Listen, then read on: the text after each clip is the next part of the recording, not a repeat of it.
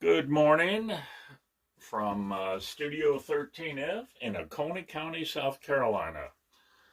So I wanted to do my book review on Saturday, but I got busy doing other stuff.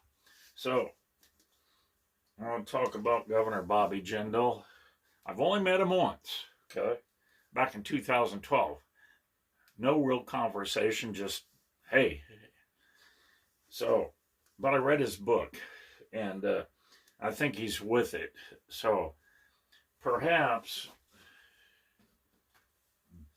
if there's any rivalries or anything, that he could be, say, an ambassador, uh, maybe to India.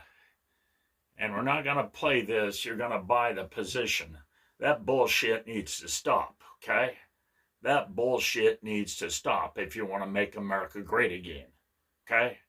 So quit playing chicken, okay? That's what you're doing, okay? Yeah. Quit playing chicken and start thinking like a business leader, okay? Not a friggin' politician, okay? That's the only way you're going to make America great again. You get him involved, and China will clean up their shit. You know why? Hong Kong used to be a British crown colony. So did India, okay? So read your fucking history books, okay? That's all I have for now.